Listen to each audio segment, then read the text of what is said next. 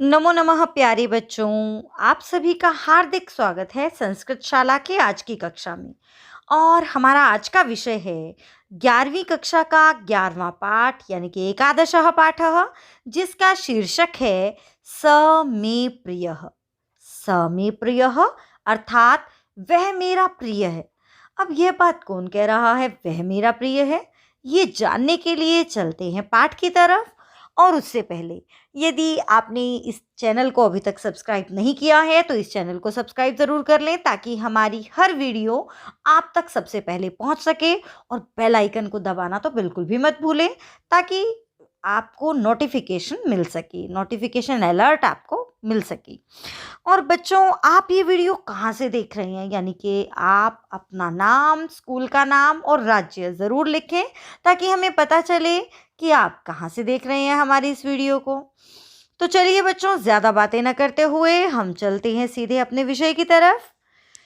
प्रस्तुत पद्य महर्षि व्यास विरचित श्रीमद् भगवद गीता के 12 अध्याय से संग्रहित है। मैंने आपको ये पहले नहीं बताया कि वह मेरा प्रिय है, यह कहने वाला कौन है, उसका कारण है एक, वो आप ये पढ़कर जान जाएंगे।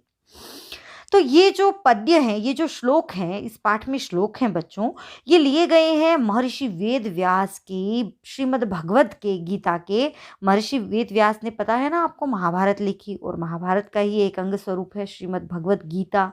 उसके 12वें अध्याय से लिए गए हैं।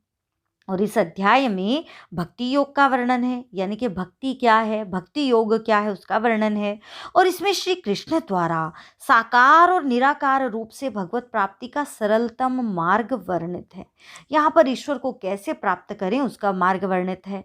अब देखिए, जैसे ही ईश्वर की प्राप्ति, भक्ति, योग, इस तरह के शब्द आते हैं तो हमारे बच्चे कई बार ऐसा समझ लेते हैं कि शायद कुछ धार्मिक बात होने वाली है।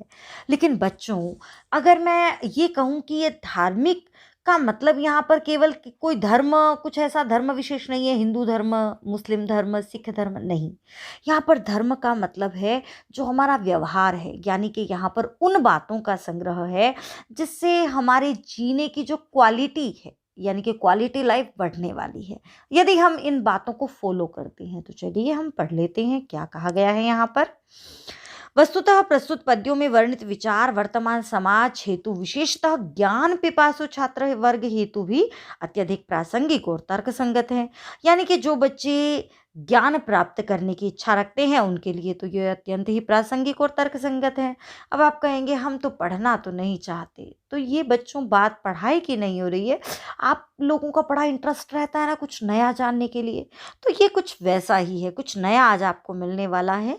और आज हम स्वयं को प्रत्येक कर्म का अधिष्ठाता मानकर अहंकार से ग्रस्त हैं, तथा अभ्यास व संयम त्याग कर शीघ्र ही सब कुछ पाने की लालसा से व्याकुल हैं। हम चाहते हैं बस सब कुछ हमें मिल जाए, जल्दी से शॉर्टकट ढूंढते हैं।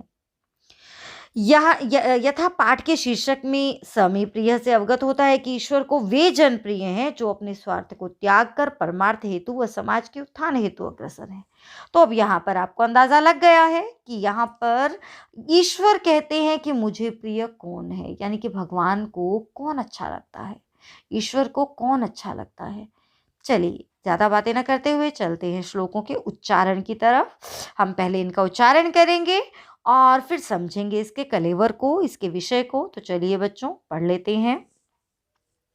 श्री भगवानुवाच क्लेशोऽधिकतरस्तेषाम् अव्यक्तासक्तचेतसाम् अव्यक्ता हि गतिर्दुःखं देहवद्भिरवाप्यते ये तु सर्वाणि कर्माणि मयि यन्यस्य मत्पराः अनन्येनैव योगेन मां ध्यायन्त उपासते मय्येव मन आधत्स्व मयि बुद्धिं निवेशय निवसिष्यसि मय्येव अत ऊर्ध्वं न संशयः सन्नियम्येन्द्रियग्रामं सर्वत्र समबुद्धयः ते प्राप्नुवन्ति मामेव सर्वभूतहिते रताः अथ चित्तं समाधातुं न शक्नोषि मयि स्थिरम् अभ्यासयोगेन ततो मामिच्छाप्तुं धनञ्जय अभ्यासयोगेन ततो मामिच्छाप्तुं धनंजय। तो चलिए बच्चों, इनका अर्थ भी हम जान लेते हैं। देखिए बच्चों, यहाँ श्री भगवान उवाच अर्थात श्री भगवान बोले। अब आपको पता है कि गीता किसने कही थी? तो गीता कही थी भगवान श्री कृष्ण ने। और किससे कही थी? अर्जुन को कही थी। आपको पता है बच्चों, गीता को उपदेश क्यों दिया गया था? हमने वास्तव में ना गीता को क्या मान लिया है, एक ग्रंथ, ऐसा ग्रंथ मतलब बहुत पूजनीय ग्रंथ है। उसको हम लाल कपड़े में लपेट कर अच्छे से मंदिर में रखते हैं। लेकिन वास्तव में गीता केवल यूं मंदिर में लपेट कर रखने के लिए नहीं है। गीता है पढ़ने के लिए। यदि आप एक उच्च कोटि का बहुत बढ़िया वाला जीवन अगर आप जीना चाहते हो तो गीता पढ़ने के लिए है। और इसीलिए हमारे बच्चे एक बहुत क्वालिटी लाइफ जी पाएं, इसके लिए ये श्लोक यहाँ पर हैं। और अर्जुन जब विषादग्रस्त हो गए, अर्जुन को समझ में नहीं आ रहा था कि मैं क्या करूं, तब ये गीता जो है भगवान श्री कृष्ण ने बताई थी। और वहां पर उन्होंने ये भी बताया था कि मुझे कौन अच्छा लगता है, यानी कि भगवान को सबसे प्यारा कौन है। तो आज इन श्लोकों के माध्यम से हम करेंगे। तो चलिए पहले इस शब्द को अलग कर लेते हैं। यहाँ पर जो भी हमारे संधि से युक्त पद हैं, क्लेशोधिकतरस्तेषाम् अव्यक्तासक्त चेतसाम। अब आपको लगेगा ये तो बड़ा ही लंबा शब्द है, तो यहाँ पर चलिए हम अलग अलग कर लेते हैं। क्लेशः अधिकतरः जमातेषाम अव्यक्त आसक्त चेतसाम। देखिए बच्चों, यहाँ तो कई सारे शब्द थे। क्लेशः अधिकतरः तेषाम अव्यक्त आसक्त चेतसाम।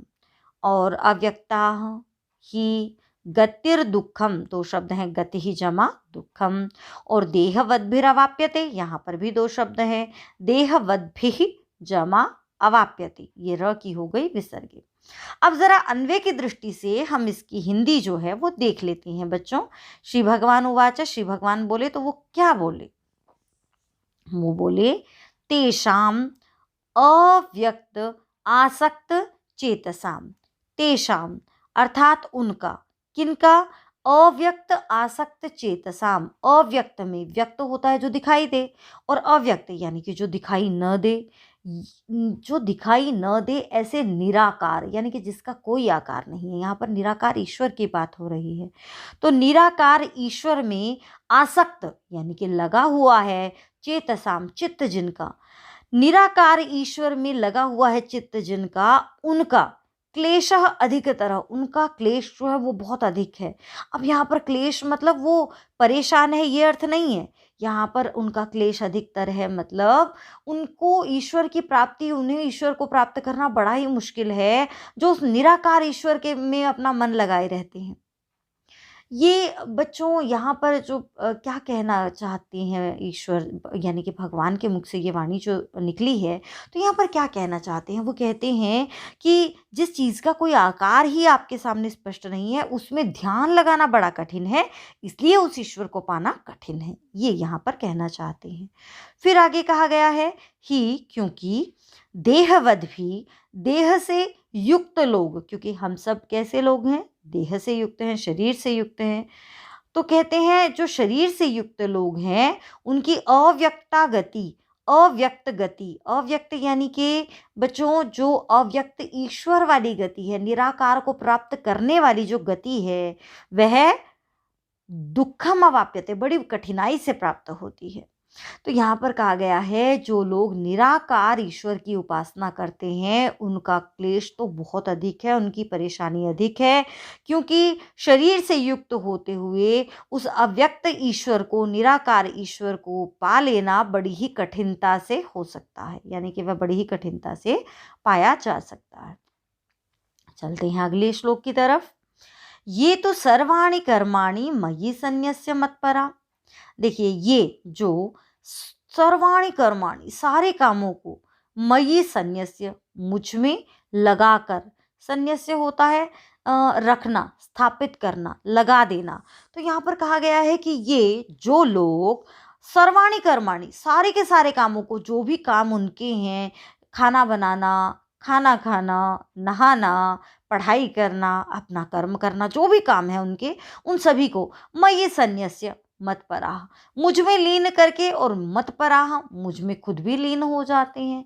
यानी कि यहाँ पर क्या कहना चाहते हैं, यहाँ श्री कृष्ण कहते हैं कि जो लोग, जो साधक सभी कर्मों को मुझ में अर्पित कर देते हैं और मेरे परायण हो जाते हैं, ऐसे। और फिर साथ में क्या कहा गया गया है यहाँ पर, अनन्येनैव, दो शब्द हैं यहाँ पर, अनन्येनैव, अनन्येन जमा एव, अनन्येनैव।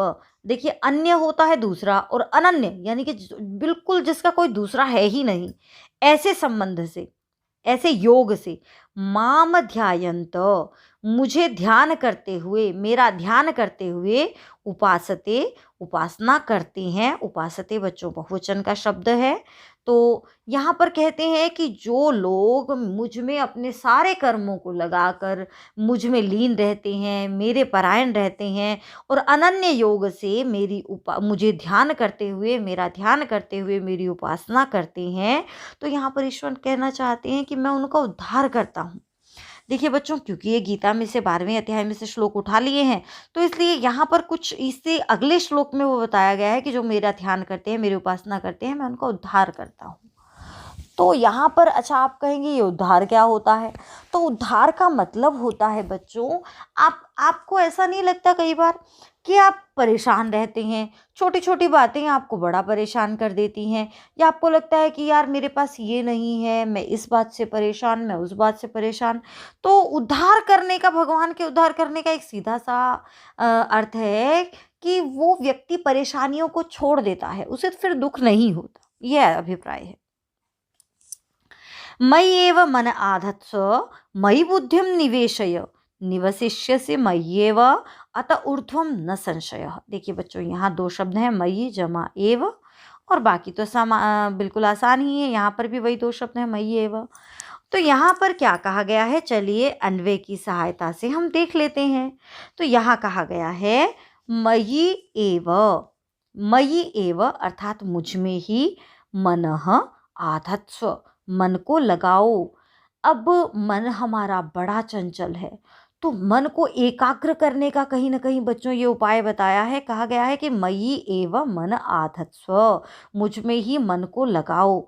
मयि बुद्धिम निवेशय, और मुझ में ही अपनी बुद्धि को भी लगाओ। देखिए, अब मन और बुद्धि तो अलग अलग चीज़ें हैं। आपका मन, जो जिसका मन करता है मैं टीवी देखूं, मैं फ़ोन देखूं, मैं घूमने जाऊं, मैं बातें करूं, मन, मैं यहाँ जाऊं, मैं वहाँ जाऊं, और बुद्धि, बुद्धि जो विचार विमर्श करती है, क्या सही है, क्या गलत है, या जो सोचने का काम करती है, जो सारा दिन चलती रहती है, वो है हमारी बुद्धि। तो इसलिए कहा है कि मुझ में ही मन को लगाओ और मुझ में ही बुद्धि को लगाओ। तो यहाँ पर ईश्वर कहते हैं कि अपने मन और बुद्धि दोनों को मुझे समर्पित कर दो। तो मयि एव निवसिष्यसि, तो मुझ में ही तुम निवास करोगे। अर्थात यदि तुमने अपने मन और बुद्धि को मुझ में लगा दिया ना, तो तुम मेरे अंदर ही रहोगे। अब इसका क्या अभिप्राय है, मेरे अंदर ही रहोगे मतलब बड़े ही शांत भाव से, दुखों से परे, कष्टों से परे जीवन व्यतीत करोगे। अतः ऊर्ध्वम, इससे परे, न संशय, कोई संशय नहीं है। यानी कि संशय न, इस विषय से परे, इस बात से परे कोई संशय है ही नहीं। यहाँ पर कोई संदेह नहीं है। यदि मन और बुद्धि उस ईश्वर में लगा देंगे हम, तो हम उस ईश्वर का ही स्वरूप हो जाएंगे। कुछ लोग होते हैं ना बच्चों, बहुत अच्छे, जिन्हें आपको देखकर लगता है कि कोई इतना अच्छा भी कैसे हो सकता है, तो आप वैसे हो जाएंगे, स्वयं ईश्वर का स्वरूप हो जाएंगे। तो इससे परे कोई संशय नहीं है। अगले श्लोक को हम देख लेते हैं। सन्नियम्येन्द्रिय ग्रामं सर्वत्र समबुद्धयः ते प्राप्नुवन्ति मामेव सर्वभूत हिते रताः। देखिए बच्चों, यहाँ पर पहले शब्द को हम अलग कर लेते हैं। सन्नियम्य इंद्रिय ग्रामम, और उसके अलावा तो माम एव यही है बस। तो अब इसका हम जरा अन्वय के साथ अर्थ देख लेते हैं। यहाँ कहा गया है बच्चों, इंद्रिय ग्रामम संनियम्य। अब इंद्रियां क्या होती हैं? अब आपके लिए यहाँ पर बहुत सारे शब्द हैं, तो इसलिए इन चीज़ों को समझना बहुत ज़रूरी है। इन शब्दों को, इंद्रियां आपकी जो षड इंद्रियां हैं, 6 इंद्रियां हैं, जिनसे आप विषयों को ग्रहण करते हैं, जैसे नाक जिसे आप सूंघते हैं, जीभ जिससे आपको टेस्ट आता है, आँखें जिससे आप देखते हैं, कान जिनसे आप सुन सकते हैं और आपकी त्वचा जिससे आप चीज़ों को ठंडे गरम को या तापमान को या बहुत सारी चीज़ों को आप महसूस कर सकते हैं। ये सब इंद्रियाँ हैं, ठीक है? तो इन इंद्रियों के ग्राम यानी कि समूह को, इन इंद्रियों के गाँव को यानी कि इन इंद्रियों के समूह को संनियम्य अच्छी तरीके से कंट्रोल करके, नियंत्रण में करके, सर्वत्र समबुद्धयः और सभी जगह समान बुद्धि वाला होकर। अब देखिए बच्चों, हमारे बहुत सारे पूर्वाग्रह रहते हैं। हम सभी विषयों में समान बुद्धि हो सके ये बड़ा ही मुश्किल है। कोई अपमान करे तो हमें बुरा ना लगे, कोई हमारी प्रशंसा करे तो हम फूले ना, ऐसा होना होता है समबुद्धि। ते माम एव प्राप्नुवन्ति, वे मुझे ही प्राप्त करते हैं। लेकिन उससे पहले ये भी आएगा सर्वभूत हिते रताः। यहाँ पर ईश्वर कहते हैं कि मुझे कौन प्राप्त करता है? जिसने अपनी इंद्रियों पर वश कर लिया है, जो सभी विषयों में समान बुद्धि वाला है और सर्वभूत हिते रताः, और जो हमेशा दूसरों के हित में लगा रहता है। ते माम एव प्राप्नुवन्ति, वे हमेशा मुझे ही प्राप्त करते हैं, यानी कि उनके लिए मैं सुलभ हूँ, मैं उन्हें ही प्राप्त होता हूँ। जिसने अपनी इंद्रियों को वश में कर लिया है, जो हर विषय में समान बुद्धि वाला है, जो सदा समाज के कल्याण में लगा रहता है, वे लोग मुझे प्राप्त कर सकते हैं या वे मुझे प्राप्त करते हैं। अथ चित्तं समाधातुं न शक्नोषि मयि स्थिरम् अभ्यासयोगेन ततो मामिच्छाप्तुं धनंजय। धनंजय, यहाँ पहले इस शब्द को हम अलग कर लेते हैं। माम इच्छ आप्तुम, अर्थात माम आप्तुम इच्छ, मुझे प्राप्त करने की इच्छा करो। कौन? धनंजय। हे धनंजय, अब यहाँ पर धनंजय कौन है? अर्जुन, धनुष को जीतने वाले, यानी कि उन्होंने अपने धनुष बाण को जीत लिया था, वो उसके अनुसार काम करता था। तो धनंजय, हे अर्जुन। तो यहाँ पर कहते हैं कि हे धनंजय, अथ और चित्तम समाधातुम न शक्नोषि मयि स्थिरम। अब यहाँ पर उन्होंने कहा अच्छा अगर आप ऐसा नहीं कर सकते, कैसा नहीं कर सकते? अथ यदि मयि चित्तम, मयि मुझ में, स्थिरम चित्तम स्थिरम समाधातुम न शक्नोषि, मुझ में अपने चित्त को स्थिर नहीं कर सकते। मयि चित्तम स्थिरम समाधातुम न शक्नोषि, यदि तुम मुझ में अपने चित्त को स्थिर नहीं कर सकते, मतलब तुम अगर मुझ में ध्यान नहीं लगा सकते, ततो तो अभ्यास योगेन, अभ्यास योग से, माम आप्तुम इच्छ, मुझे प्राप्त करने की इच्छा करो। अच्छा चलो, यदि तुम मुझ में अपना चित्त स्थिर नहीं कर सकते, तुम्हारा मन चंचल है, तो अभ्यास योगेन, तो अभ्यास योग अपनाओ। अभ्यास क्या होता है? आपने देखिए पढ़ा सुना शब्द है अभ्यास, मतलब रिवीजन। रिवीजन क्या होता है? बार बार किसी चीज को करना।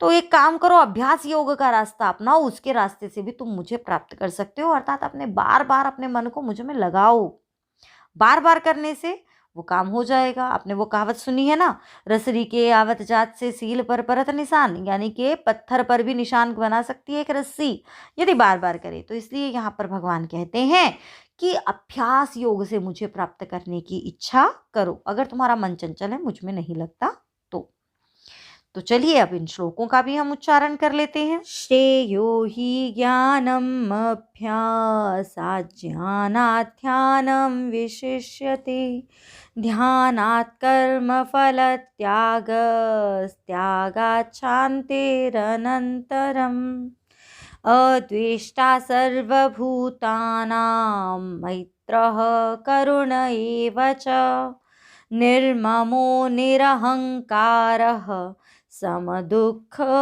सुखः क्षमी अभ्यासेऽप्यसमर्थोऽसि मत्कर्म परमो भव मदर्थमपि कर्माणि कुर्वन् सिद्धिमवाप्स्यसि समः शत्रौ च मित्रे च तथा मानापमानयोः शीतोष्णसुखदुःखेषु समः सङ्गविवर्जितः अथैतदप्यशक्तोऽसि कर्तुम् उद्योगमाश्रितः सर्वकर्मफलत्यागं ततः कुरु यतात्मवान्। तुल्यनिन्दास्तुतिर्मौनी सन्तुष्टो येन केनचित् अनिकेतः स्थिरमतिर्भक्तिमान् मे प्रियो नरः। यो न हृष्यति न द्वेष्टि न शोचति न काङ्क्षति शुभाशुभपरित्यागी भक्तिमान् यः स मे प्रियः। अनपेक्षः शुचिर्दक्षः उदासीनो गतव्यथः सर्वारम्भपरित्यागी यो मद्भक्तः स मे प्रियः। सन्तुष्टः सततं योगी यतात्मा दृढनिश्चयः मयि अर्पितमनो बुद्धिर्यो मद्भक्तः स मे प्रियः। तेषामहं समुद्धर्ता तेषामहं समुद्धर्ता मृत्युसंसारसागरात् भवामि न चिरात् पार्थ मय्यावेशितचेतसाम्। तो इस प्रकार बच्चों आप इसका गायन कर सकते हैं। तो चलिए अब अन्वय और सबसे पहले हम में जो शब्द आए हैं उन्हें अलग अलग कर लेते हैं। यहाँ श्रेयो ही श्रेयः ही ज्ञानम अभ्यासात् ज्ञानात् ध्यानम। तो यहाँ पर देखिए कई शब्द हैं, ज्ञानम जमा अभ्यासात् जमा ज्ञानात् जमा ध्यानम। तो ये 4 शब्द हैं यहाँ पर। और यह देखिए बड़ा सा एक शब्द दिखाई दे रहा है, इसे भी हम अलग कर लेते हैं। ध्यानात् कर्म फल त्यागः। ध्यानात् कर्म फल त्यागः त्यागात् शांति अनंतरम। तो ये हो जाएंगे यहाँ पर शब्द। अब बच्चों अन्वय की दृष्टि से हम इसे देख लेते हैं। अभ्यासात् ज्ञानम ही श्रेयः।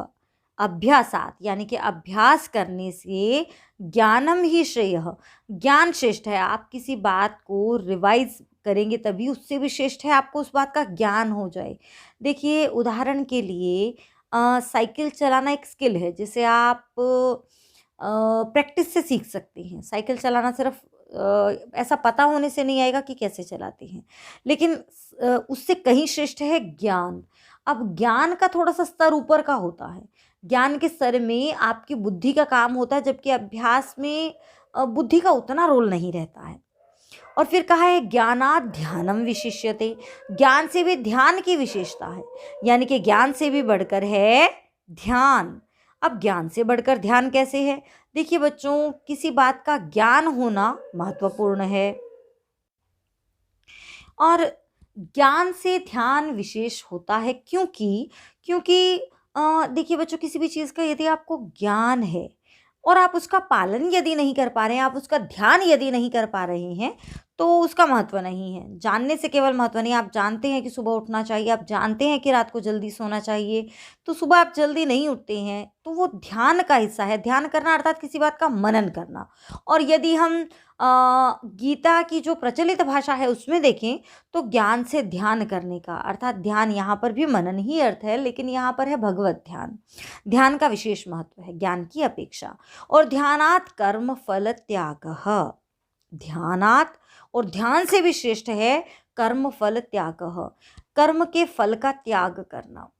अब ध्यान करना मतलब ईश्वर का स्मरण करना, ईश्वर का भजन करना, उससे भी श्रेष्ठ है कर्म फल त्यागः, कर्म के फलों का त्याग। अब ये कर्म के फलों का त्याग क्या है?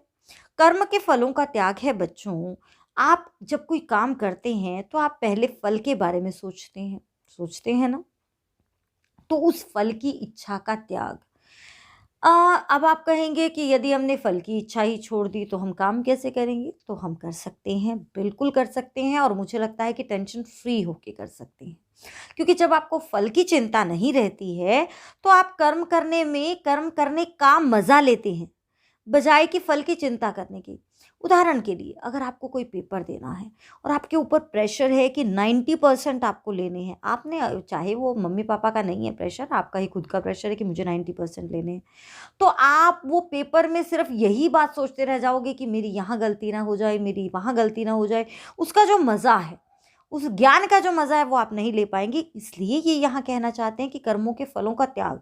देखिए बच्चों, मैं इसकी दोनों तरीके से व्याख्या कर रही हूँ, आध्यात्मिक दृष्टि से भी और व्यवहारिक दृष्टि, यानी कि जो हमारे काम दैनिक व्यवहार में काम आने वाली दृष्टि है उस दृष्टि से भी। तो ध्यान से, कर्म के फलों का त्याग श्रेष्ठ है और त्यागात शांतिरनंतरम। देखिए वही बात कह रहे हैं कि त्यागात, त्याग से शांति ही अनंतरम, शांति मिलती है। त्याग के तुरंत बाद शांति मिलती है। जब आपने टेंशन ही छोड़ दी, जब आपने फल की इच्छा ही छोड़ दी, तो आप बड़े शांत महसूस करेंगे अपने आप को अंदर से। तो ये यहाँ पर कहा गया है। अद्वेष्टा सर्वभूतानां मैत्रः करुण एव च, निर्ममो निरहंकारः समदुःख सुखः क्षमी। तो बच्चों यहाँ पर जो है अन्वय की दृष्टि से यदि हम देखते हैं तो बनेगा सर्वभूतानाम, यानी कि सभी प्राणियों में, अद्वेष्टा, द्वेष न रखने वाला, यानी कि जो किसी भी सभी प्राणियों के प्रति अद्वेषी है, किसी के प्रति भी कोई द्वेष नहीं रखता है, किसी के प्रति भी कोई वैर भाव नहीं रखता है। फिर कहा मैत्रः, जो मित्रता वाले स्वभाव वाला है, जिसके अंदर जो स्वाभाविक रूप से सभी का मित्र बन जाता है।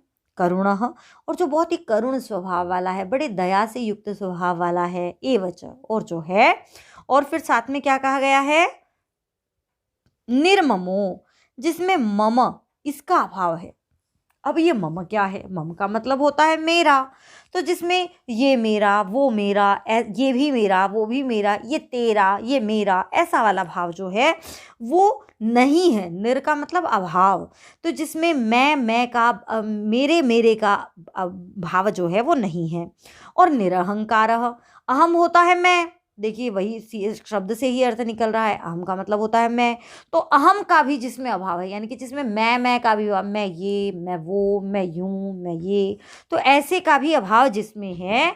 और सम दुख सुख, सम समान है, दुख सुख, जो सुख और दुख दोनों में समान रूप से है, यानी कि विचलित नहीं होता है। दुख हो तो बहुत दुखी नहीं होता है, सुख हो तो उछलता नहीं है, ऐसा व्यक्ति। और क्षमी, और क्षमा करने वाला जो व्यक्ति है वह, यहाँ से आप वो पाठ वाला शीर्षक जोड़ लीजिए, स में प्रिय, वह मेरा प्रिय है। यहाँ पर ईश्वर कहते हैं कि जो सभी प्राणियों में मित्रता का भाव रखता है, द्वेष नहीं करता है, मित्र स्वभाव वाला है, दयावान है, मेरे मेरे से भाव वाले से रहित है, यानी कि मेरा मेरा इससे रहित है, निरहंकार है, यानी कि मैं ऐसा नहीं करता रहता है। और सम दुख सुख, यानी कि सुख और दुख में समान है, क्षमा के स्वभाव वाला है, ऐसा व्यक्ति मुझे प्रिय है, ऐसा भगवान कहते हैं। फिर आगे कहते हैं, अभ्यासेप्य समर्थोसि मत्कर्म परमो भव, मदर्थम अपि कर्माणि कुर्वन् सिद्धिम अवाप्स्यसि। अच्छा चलो, तुमसे अभ्यास भी नहीं हो रहा है, तो यहाँ पर पहले चलिए शब्द को अलग कर लेते हैं। अभ्यासे जमा अपि जमा असमर्थः जमा असि, और मत जमा अर्थम जमा अपि, और कुर्वन् जमा सिद्धिम जमा अवाप्स्यसि। तो यहाँ पर बच्चों अब इसको अन्वय की दृष्टि से हम देख लेते हैं। यहाँ क्या कहा गया है कि अभ्यासे अपि असमर्थः असि, यदि तुम अभ्यास करने में भी, मुझ में ध्यान लगाने का, मन लगाने का अभ्यास करने में भी असमर्थः असि, असमर्थ हो, यानी कि अगर तुम अभ्यास भी नहीं कर पा रहे हो, तो मत कर्म परमो भव, तुम मुझ में कर्म करने वाला हो जाओ, यानी कि मेरे प्रति अपने सारे कामों को सौंप दो। अपना जो भी काम करो, मत कर्म, मेरे से ही। आप देखिए यहाँ पर दो अर्थ निकलते हैं बच्चों। एक तो ये कि आप जो भी कर्म करें उसे ऐसा मानकर करें कि ये तो ईश्वर का काम है, और जब आप ऐसा मानकर कोई काम करेंगे कि ये ईश्वर का काम है, तो निश्चित मानिए आप कभी कुछ भी गलत नहीं करेंगे। और दूसरा, मत कर्म परमो भव, इसका एक अर्थ निकलता है कि मेरे काम करो। अब आप कहेंगे भगवान के काम कौन से हैं, तो क्या पूजा पाठ? यहाँ केवल पूजा पाठ से मतलब नहीं है। ईश्वर का, देखिए बच्चों, ईश्वर के काम क्या? ईश्वर के काम सभी को संतुष्टि देना, सभी को प्रसन्न रखने का प्रयास करना, यानी कि जो समाज के लिए उपयोगी कार्य हैं। ईश्वर नहीं चाहेंगे कि कोई दुखी रहे, तो दुखियों की सेवा करना, दीन दुखियों की सेवा करने की भावना का होना, तो ऐसा शायद ईश्वर जो है यहाँ पर अभिप्राय इन शब्दों का निकलता है। मदर्थमपि कर्माणि कुर्वन्, मद अर्थम मेरे लिए, कर्माणि कुर्वन् कामों को करते हुए, सिद्धिम अवाप्स्यसि तुम सिद्धि को प्राप्त कर लोगे, यानी कि तुम सफल हो जाओगे, तुम्हारा जीवन जो है सफल हो जाएगा। अब जीवन सफल हो जाएगा मतलब जीवन में खुशी की प्राप्ति होगी, जीवन में आनंद रहेगा। और कैसे रहेगा? चलो अच्छा, तुम अभ्यास भी नहीं करने में अभ्यास करने में भी असमर्थ हो, तो तुम मेरे निमित्त कर्मों को करो, यानी कि अपने सभी कर्मों को मुझे सौंप दो और मेरे लिए ही कर्म करो। ऐसा करने से मनुष्य कभी भी गलत काम नहीं करेगा। और मदर्थम कर्माणि कुर्वन्, मेरे लिए कर्म करते हुए, सिद्धिम अवाप्स्यसि सिद्धि को प्राप्त कर लोगे, सफलता को प्राप्त कर लोगे। आगे देखते हैं। समः शत्रौ च मित्रे च तथा मानापमानयोः। समः समान रूप से, शत्रौ च मित्रे च। और देखिए बच्चों, पहले हम अन्वय की दृष्टि से देख लेते हैं, अन्वय के साथ हिंदी करना सरल होता है। शत्रौ च मित्रे च, शत्रु में और मित्र में, समः समान व्यवहार करने वाला। अरे ये तो बड़ा मुश्किल काम है, शत्रु से भी समान व्यवहार और मित्र से भी समान व्यवहार। इससे बच्चों आपके अंदर की जो कड़वाहट, आपके अंदर की जो कुंठित भावनाएं हैं, वो सब खत्म हो जाएंगी। जैसा करके देखना, यानी कि दोनों के प्रति समान व्यवहार, अर्थात दोनों से अच्छा व्यवहार। और तथा मानापमानयोः, मान और अपमान दोनों ही अवस्थाओं में समान व्यवहार। अब मान होता है जब कोई आपकी प्रशंसा करता है, जब आपको सम्मान देता है। और अपमान अर्थात आपका जब कोई अपमान करता है, आपकी बुराई आपके मुंह पर करता है, आपको लताड़ देता है, आदि आदि अपमान। और शीतोष्ण सुख दुखेशु, और शीत उष्ण, शीत होता है ठंड और उष्ण यानी कि गर्मी, सर्दी और गर्मी में। सुख दुखेशु, सुख और दुख में, सुख और दुख में भी समः, जो समान रहता है। संग विवर्जितः, और जिसने संग को छोड़ दिया है, यानी कि आसक्ति को छोड़ दिया है, जिसने लगाव, आपका किसी चीज़ों के प्रति कितनी आसक्ति हो जाती है। आसक्ति अच्छा कैसे समझेंगे हम? आसक्ति ऐसा मान सकते हैं जैसे कोई चीज़ आपकी फेवरेट होती है, तो वो फेवरेट होना ना, आप जब तक वो अच्छी लगती है तब तक ठीक है, लेकिन जब उसके प्रति आप थोड़ा सा सनकी से हो जाते हो कि नहीं, मेरी इस चीज़ को किसी ने टच भी कैसे किया, तो आपकी उसमें आसक्ति हो जाती है, आप उसके बिना रह नहीं सकते। तो जो ऐसा है, जो सुख दुख में समान है, शत्रु और मित्र के प्रति समान है, मान अपमान में समान है, सर्दी गर्मी में समान है, सुख दुख में समान है, और जिसने आसक्ति को छोड़ दिया है, स मे प्रियः, वह मेरा प्रिय है। अथैतदप्यशक्तोऽसि कर्तुं मद्योगमाश्रितः। अब देखिए बच्चों, पहले हम इसे अलग अलग कर लेते हैं। अथ एतद अपि अशक्तः असि मद्योगम आश्रितः। तो देखिए बच्चों, अब अन्वय की दृष्टि से हम इस श्लोक को भी कर लेते हैं। यहाँ क्या कहा गया है? यहाँ कहा गया है कि देखिए चलो, फिर तुम अभ्यास नहीं कर सकते तो ठीक है, पहले बताया ना कि तो कर्मों को मेरे प्रति करो, यानी कि मेरे ही काम करो, ऐसा सोचकर काम करो कि तुम मेरे लिए ही सब काम कर रहे हो।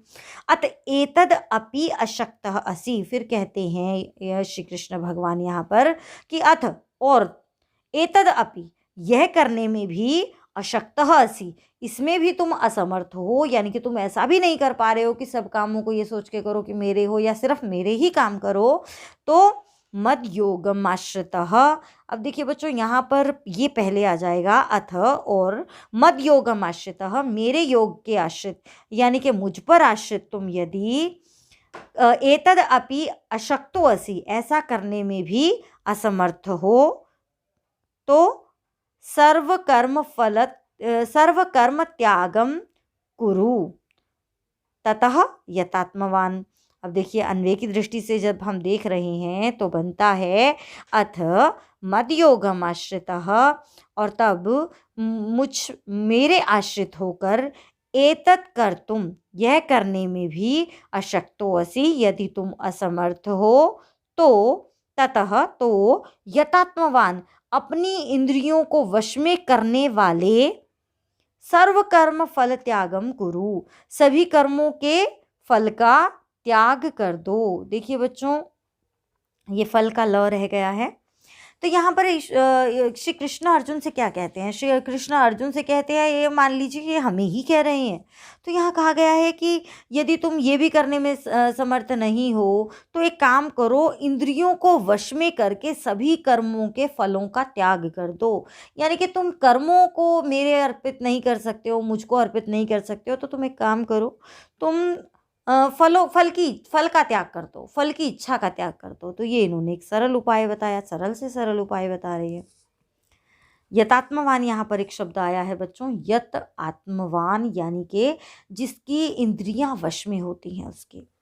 तुल्य निंदा स्तुतिर मौनी संतुष्टो ये न केनचित अनिकेतः स्थिरमतिर भक्तिमान में प्रियो नरः। अब देखिए बच्चों, यहाँ पर अन्वय देखते हैं हम। तुल्य निंदा स्तुति ही, जिसके लिए तुल्य है, बराबर है, निंदा निंदा और स्तुति भी। जिसके लिए कोई निंदा करे, कोई बुराई करे वो भी बराबर है, और कोई प्रशंसा करे वो भी बराबर है। कितना मुश्किल लग रहा होगा आपको, लेकिन बच्चों जब आपको किसी की बुराई करने से और ये किसी की प्रशंसा करने से फ़र्क नहीं पड़ता, क्योंकि रियलिटी में आप जानते हैं आप क्या है। मौनी, और फिर कहा गया है मौनी, यानी कि जो मननशील है, मन शब्द से बना है मौनी, जो मनन करने वाला है, जो चिंतन मनन करने वाला है, जो किसी विषय पर अच्छे से विचार करने वाला है। और फिर आगे कहा गया है ये न केनचित संतुष्टः, जिस किसी से भी संतुष्ट हो जाने वाला, यानी कि जो हर किसी से संतुष्ट हो जाता है, हर किसी से खुश हो जाता है। अनिकेतः, और जो अनिकेत है, अनिकेत निकेतन होता है घर, निकेत होता है घर, और अनिकेतः यानी कि जो हम जिसे कहते हैं जिसका अपना कोई स्थायी ठिकाना नहीं है, जिसका कोई घर नहीं है। स्थिरमति, लेकिन मति जिसकी स्थिर है, जिसकी बुद्धि बहुत स्थिर है। भक्तिमान, और जो भक्ति से युक्त है। नरः मे प्रियः, ऐसा व्यक्ति मुझे प्रिय है। जो हमेशा प्रशंसा करे या कोई बुराई करे उसमें भी बराबर है, जो मनन करने वाला है, जो हर किसी से संतुष्ट हो जाने वाला है, खुश हो जाने वाला है, जो जिसका कोई अपना स्थायी ठिकाना नहीं है, जो हमेशा घर के लिए जोड़ता नहीं रहता है, और जिसकी मति स्थिर है, जो भक्ति से युक्त है, ऐसा व्यक्ति मुझे प्रिय है। ऐसा कहते हैं श्री कृष्ण भगवान। यो न हृष्यति, जो न खुश होता है, न द्वेष्टि, न द्वेष करता है।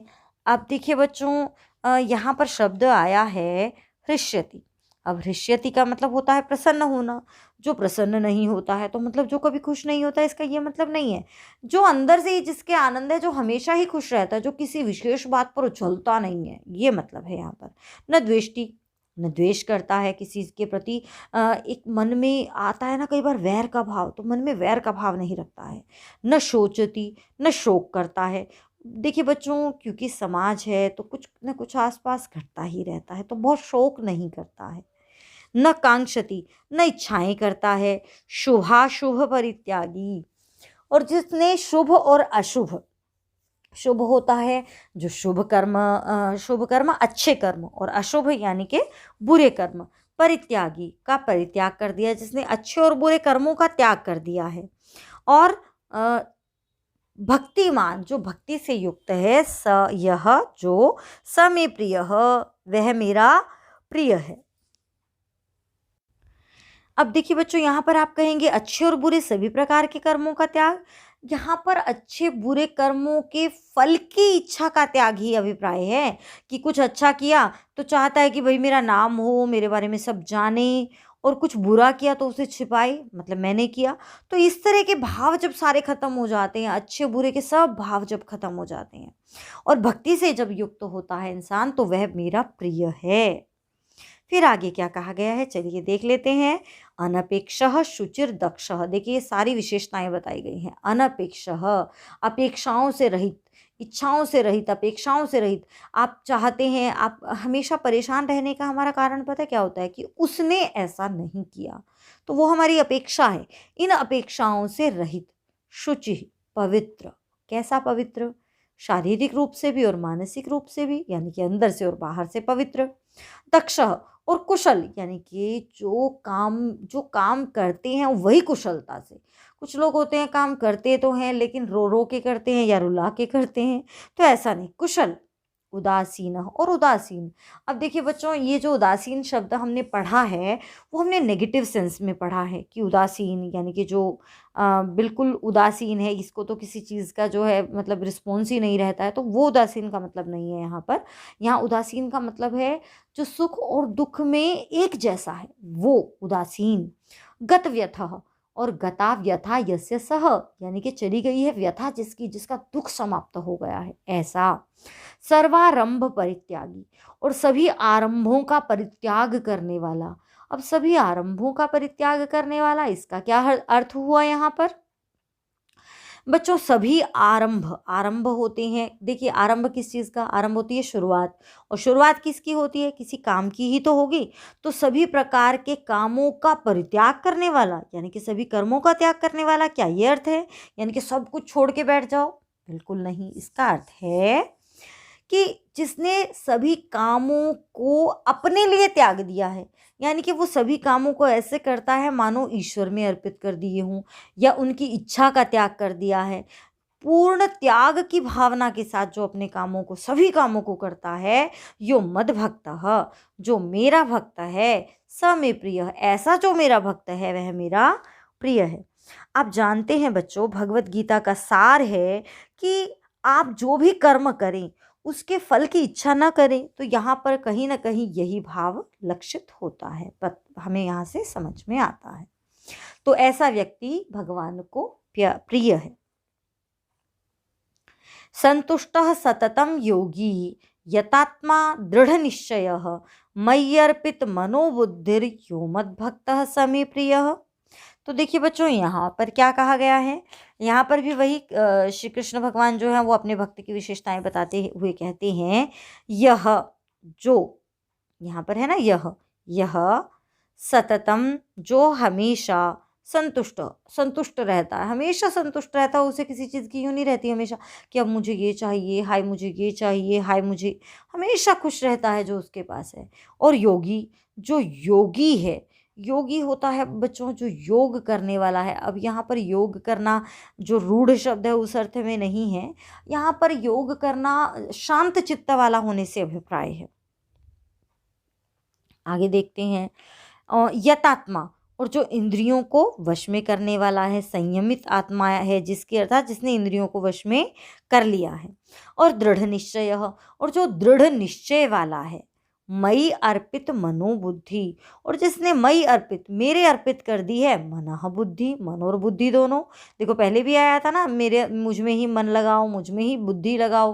तो यहाँ पर कहते हैं कि जो हमेशा संतुष्ट रहने वाला है, जो सतत योगी है, जो इंद्रियों को वश में करने वाला है, जो दृढ़ निश्चय, यानी कि जिसने जो ठान लिया सो ठान लिया, दृढ़ निश्चय वाला है, जिसने मन और बुद्धि दोनों को मुझे अर्पित कर दिया है, ऐसा मद्भक्तः, मेरा भक्त, स मे प्रियः, वह मुझे प्यारा है, यानी कि ऐसा व्यक्ति मुझे प्रिय है।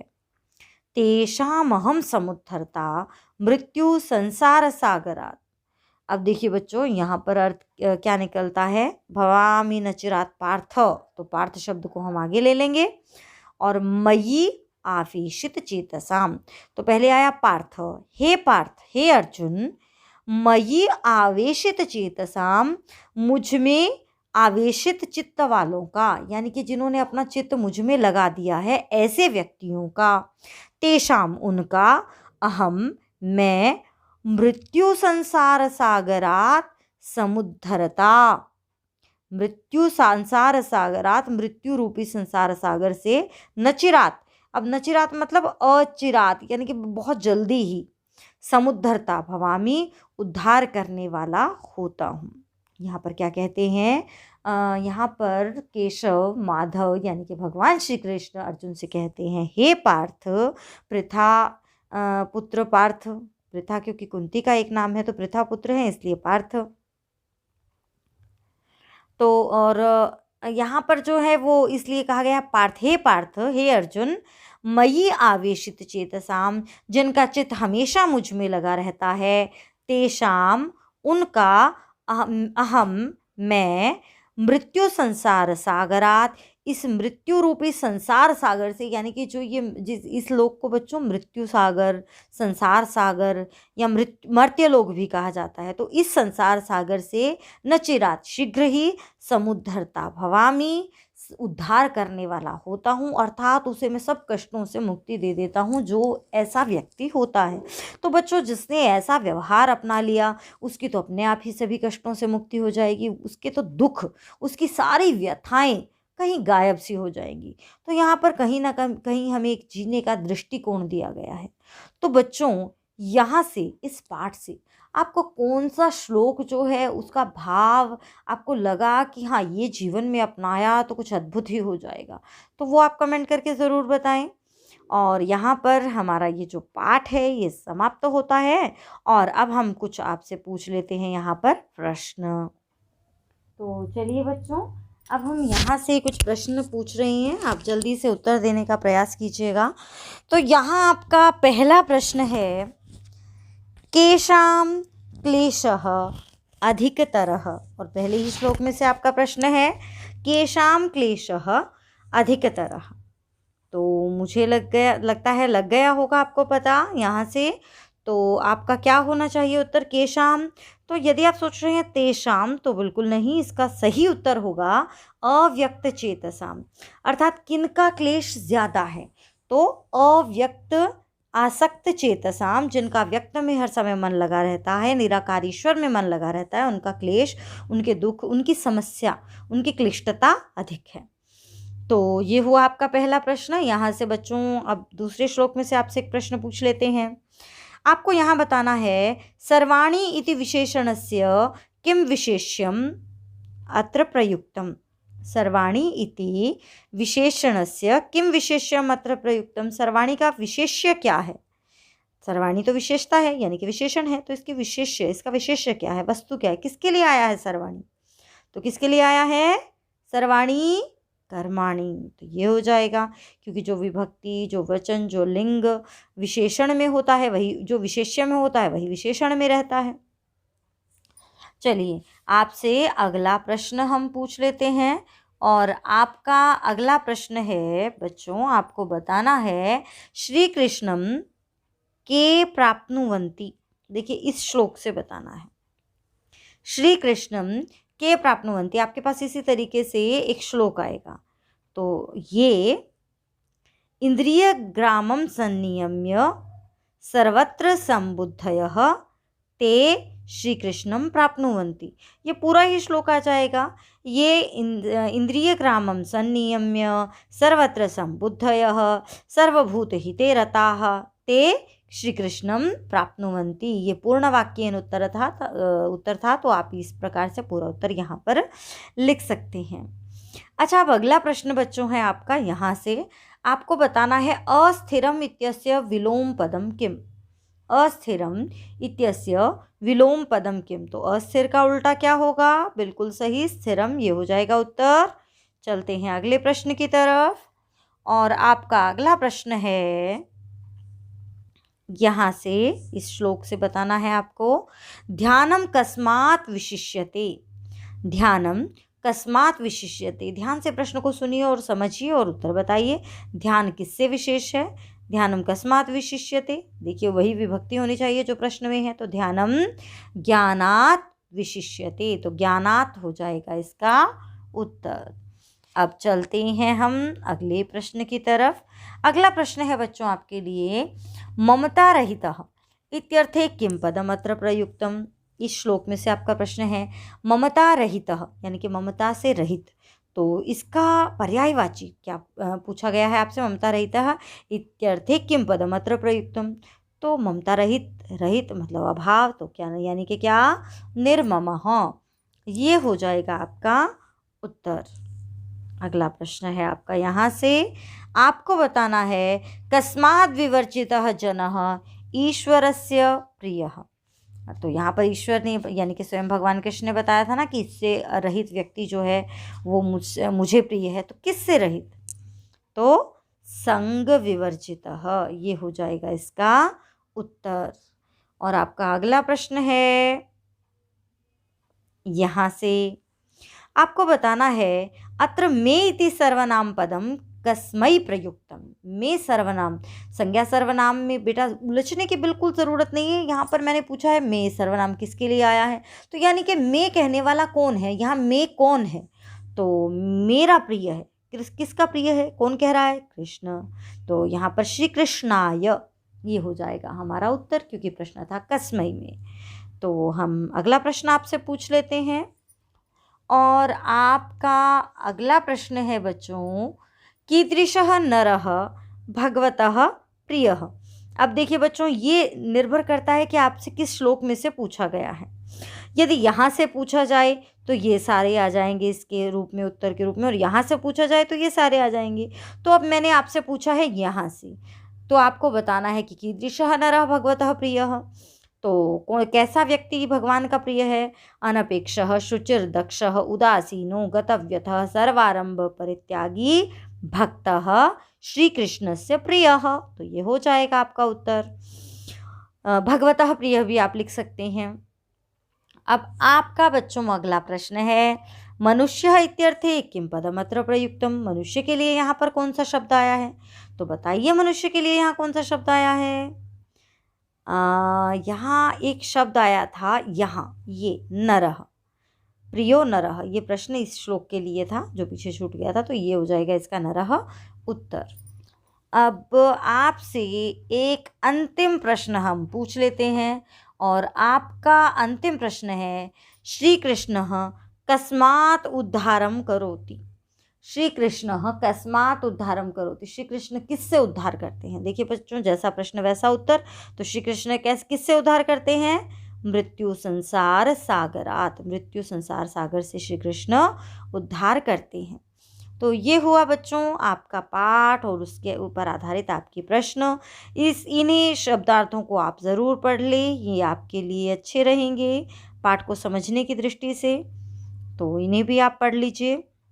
और ये यहाँ पर संधि विच्छेद दिए गए हैं। बुक आपके पास है ही, आप बड़े आराम से उसे पढ़ सकते हैं, और नहीं है तो ये बुक को आप डाउनलोड कर लीजिए।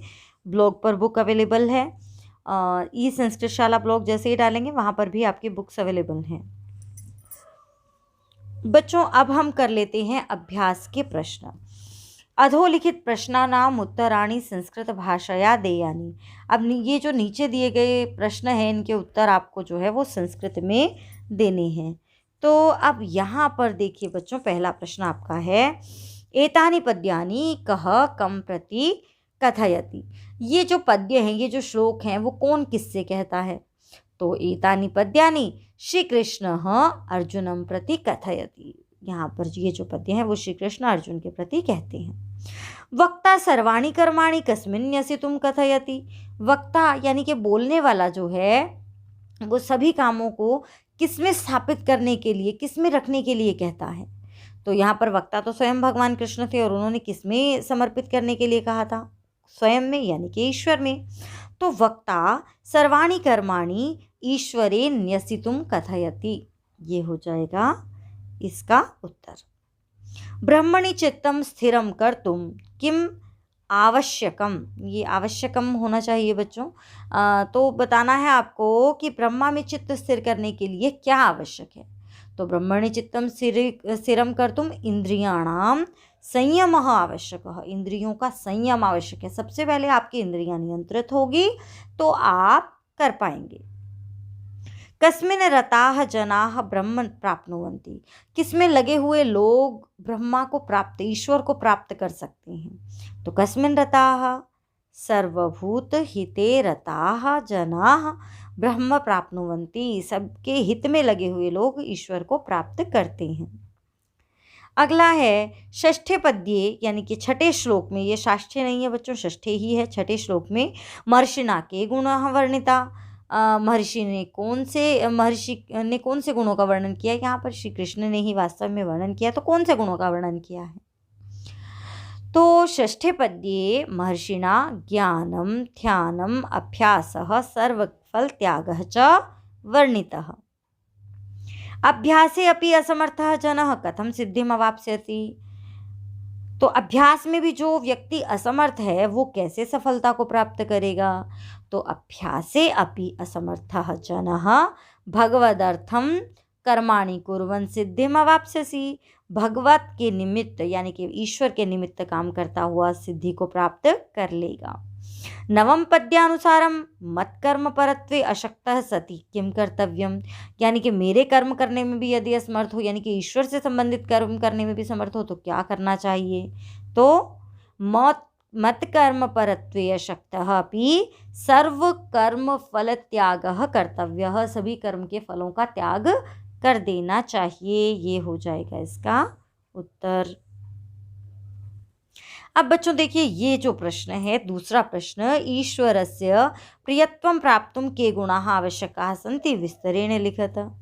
ईश्वर का प्रिय होने के लिए, ठीक है, प्रियत्वं प्राप्तुं यानी कि ईश्वर का प्रिय होने के लिए कौन से गुण आवश्यक हैं, ये विस्तार से लिखना है। तो ये तो हमने पाठ में बहुत सारे पढ़े थे, तो ये कौन कौन से गुण हैं एक बार ज़रूर जाकर आप पाठ में देखेंगे। क्या कौन कौन से वो गुण हैं जिनकी चर्चा हुई है, वो आप बड़े आराम से लिख सकते हैं पाठ में से छाँट कर। और आगे है प्रदत्ता नाम पद्यांशा नाम भावार्थम लिखत, इनका भावार्थ लिखना है। तो देखिए बच्चों, समः शत्रौ च मित्रे च तथा मानापमानयो, प है यहाँ पर, मानापमानयो। तो यहाँ श्री कृष्ण कहते हैं कि वह व्यक्ति मुझे प्रिय है जो समान रूप से व्यवहार करता है शत्रु और मित्र में, यानी कि जिसके अंतर से राग और द्वेष दोनों ही समाप्त हो गए हैं, और जो मान और अपमान, जो सम्मान मिलने पर भी वैसा ही व्यवहार करता है जैसा कि अपमान मिलने पर, यानी कि उसे कोई फर्क नहीं पड़ता, उसकी बुद्धि उत्कृष्ट हो चुकी है और वो बहुत ही स्थिर मति वाला हो गया है, ऐसा व्यक्ति जो है वो भगवान को प्रिय है। फिर यहाँ पर दूसरे पंक्ति में कहा गया है मय्येव मन आधत्स्व मयि बुद्धिम निवेशय, यानी कि मुझ में मन को लगाओ और मुझ में ही बुद्धि को लगाओ। तो यानी कि एकाग्रचित्त होने का यहाँ पर सूत्र हमें बताया गया है कि मन और बुद्धि दोनों को यदि ईश्वर के प्रति समर्पित कर दिया जाए, एकाग्रता यदि ईश्वर के प्रति बन जाए, तो मनुष्य के सारे कष्ट, मनुष्य की, या ये कहें कि दुख ही नहीं कर सकता। यो न द्वेष, ये हृष्यति है बच्चों, यो न हृष्यति न द्वेष्टि न शोचति न कांक्षति शुभाशुभ परित्यागी भक्तिमान यह स्वमे प्रियः। तो यहाँ पर भी श्री कृष्ण बता रहे हैं कि उनका प्रिय कौन है। तो जो मतलब न हृष्यति, न खुश होता है, न दुखी होता है, न द्वेष करता है, न शोक करता है, न इच्छाएं करता है, अर्थात जिसमें बहुत ज़्यादा एक्साइटमेंट नहीं रहती है, हर काम को बड़े आनंद से, बड़ी शांति से करता है, जिसने शुभ अशुभ का परित्याग कर दिया है, यानी कि कुछ अच्छा हो रहा है, कुछ बुरा हो रहा है, उसमें स्वयं को कारण नहीं मानता है, उसने सभी प्रकार के कर्मों को ईश्वर को अर्पित कर दिया है, ऐसा भक्ति से युक्त व्यक्ति मुझे प्रिय है, ऐसा भगवान श्री कृष्ण कहते हैं। तो यहाँ पर पांचवें प्रश्न पर आधारित, पांचवें श्लोक पर आधारित है कि कस्मात् कः श्रेय, किससे क्या श्रेष्ठ है। तो देखिए, अभ्यासात् ज्ञानम, अभ्यास से ज्ञान श्रेष्ठ है, और ज्ञानात् ध्यानम, ज्ञान से ध्यान श्रेष्ठ है, ध्यानात् कर्मफल त्यागः, और ध्यान से कर्मफल त्याग श्रेय है। और ये इस प्रकार हमें यहाँ पर बनाकर हम लिख सकते हैं। और अगला प्रश्न है बच्चों, ईश्वरस्य स्वगुरुजनानां च प्रियः भवितुं भवन्तः किं करिष्यन्ति, यानी कि ईश्वर का और अपने गुरुजनों का प्रिय बनने के लिए आप क्या करेंगे। इस प्रश्न का उत्तर आप मुझे कमेंट बॉक्स में लिखकर बताएंगे कि यदि आपको सभी का चहीता बनना है, यदि आपको अपने गुरुजनों का चहीता बनना है, अपना प्रिय बनना है उनका, तो आप क्या करेंगे, ये इसका उत्तर आप मुझे बताएंगे। छठा प्रश्न है रिक्त स्थानानि पूरयत, ये श्लोकांश हैं, श्लोक के अंश आपको यहाँ पर रखने हैं। संनियम्येन्द्रिय ग्रामम डैश, तो संनियम्येन्द्रिय ग्रामम सर्वत्र समबुद्धयः, ये इसका रिक्त स्थान पूर्ति होगा, यानी कि सभी जगह समान बुद्धि वाला। संतुष्टः डैश योगी, तो संतुष्टः सततम योगी। अनपेक्षः डैश दक्षः, तो इसमें हो जाएगा अनपेक्षः शुचिः दक्षः। और तेषामहम डैश मृत्यु संसार सागरात, तो मैं उनका क्या हूँ, समुद्धरता, तो तेषामहम समुद्धरता मृत्यु संसार सागरात। शुभाशुभ परित्यागी, शुभ और अशुभ कर्मों के फलों का परित्याग करने वाला। भक्तिमान आ जाएगा यहाँ पर, जो भक्तिमान है स में प्रियः, वह मेरा प्रिय है। और बच्चों यहाँ पर अगला प्रश्न है, निम्न पदेषु संधि विच्छेदः विधेयः, यानी कि आपको संधि विच्छेद करना है। तो संधि विच्छेद करते हैं, चलिए। अनन्येनैव, वैसे तो हम कर ही चुके हैं। अनन्येन जमा एव, मय्येव, मयि जमा एव, करुण एव, यहाँ केवल विसर्गें आ जाएंगी जिनका लोप हो गया था सामने ए होने के कारण। करुणः एव, निरहंकारः, निर्जमा अहंकारः, बुद्धिर्य, र की हो गई विसर्गे, बुद्धिः जमा यह। मानापमानयो, देखिए मान जमा अपमानयो। अभ्योप्यस्मर्थः, तो देखिए अभ्यो नहीं है यहाँ बच्चों, अभ्यासे अप्यस्मर्थः है, तो अभ्यासे जमा अपि जमा असमर्थः।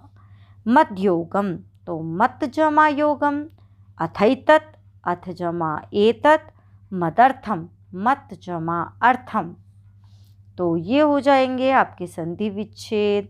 अब देखिए बच्चों, इनमें आपको समस्त पदों का विग्रह करना है। तो विग्रह चलिए हम देख लेते हैं। पहला ही शब्द है दृढ़ निश्चयः, यानी कि दृढ़म निश्चयम यस्य सः, या दृढ़म निश्चयम कृतः दृढ़ निश्चय, नहीं इसका तो यही बनेगा, दृढ़म निश्चयम यस्य सः। अनिकेतः, न निकेतनम यस्य सः। और स्थिरमतिः, स्थिरामतिः यस्य सः। अनपेक्षः, अनपेक्षः यानी कि न अपेक्षा यस्य सः। यहाँ न अपेक्षः नहीं बनाएंगे बच्चों, हम बनाएंगे न अपेक्षा यस्य सः, क्योंकि ये बहुव्रीहि में विशेषण के रूप में सारे शब्द जो हैं वो प्रयोग किए गए हैं। गतव्यथः, निर्गता या गता व्यथा यस्मात् सः। कर्मफल त्यागः, तो कर्मणाम फलस्य त्यागः, ये बन जाएगा कर्मणाम फलस्य त्यागः। तो उसके बाद है निरहंकारः, तो निरहंकारः यानी कि निर्गतः अहंकारः यस्मात् सः, ये भी बहुव्रीहि में बनेगा। और सर्वभूत हिते, यानी कि सर्वेषां भूतानां हिते, सभी प्राणियों के हित में। अब अगला है बच्चों, प्रदत्त पदानां प्रकृति प्रत्यय परिचयः देयः। तो प्रकृति प्रत्यय का परिचय हमें देना है, तो चलिए बच्चों इसे भी हम देख लेते हैं। और यहाँ पर है संनियम्य, सम जमा नी जमा यम जमा ल्यप। देखिए बच्चों, सम अलग हो गई, नी उपसर्ग है उसके बाद, और फिर ये यम धातु, और जहाँ य शेष बचता है ज़्यादातर वहाँ पर ल्यप प्रत्यय ही होता है। और ये ल्यप प्रत्यय की एक और पहचान है बच्चों, उसके आगे उपसर्ग भी ज़रूर रहेगी। तो सम जमा नी जमा यम जमा ल्यप। समाधा तुम आ गया तो तुमुन प्रत्यय है। सम आ धा और तुमुन। आप तुम, अब देखिए तुम आ गया फिर से, तो आप धातु तुमुन प्रत्यय। उसके बाद है संतुष्टः, तो सम तुष त प्रत्यय है, त आए तो त प्रत्यय है। विवर्जितः, तो विवर्जितः, विवर्जितः में भी देखिए बच्चों वि उपसर्ग, वर्ज धातु और कतः प्रत्यय है। अशक्तः, यहाँ नए का अ है, तो नए और शक धातु त प्रत्यय आ जाएगा। कर्तुम, क्री धातु तुमुन प्रत्यय। आश्रितः, यहाँ पर भी आ उपसर्ग श्री धातु और त बचा हुआ, तो कतः प्रत्यय। अब विलोम पद चुनकर लिखने हैं आपको पाठ से, ये तो हम फटाफट छांट लेंगे। निंदा यानी कि स्तुति, उल्टा उल्टा छांटना है ना हमें, विलोम उल्टा। शत्रु मित्रम, मानम अपमानम, समर्थः असमर्थः। शीतम, मेरे से पहले आप बोलने का प्रयास कीजिए। शीतम उष्णम। व्यथितः, इसको आप रोक रोक कर भी देख सकते हैं, जैसे ही शब्द आता है रोकिए, बोलिए और फिर मैच कीजिए। तो व्यथितः संतुष्टः। सीदति, हृष्यति, सीदति का मतलब होता है दुखी होना, तो हृष्यति खुश होना। शक्तः अशक्तः। चंचलम, जो बड़ा ही चंचल हो, तो इसका विपरीत क्या होगा, उदासीनः। और अपेक्षः, अपेक्षाएं रखने वाला, इसका उल्टा होगा अनपेक्षः।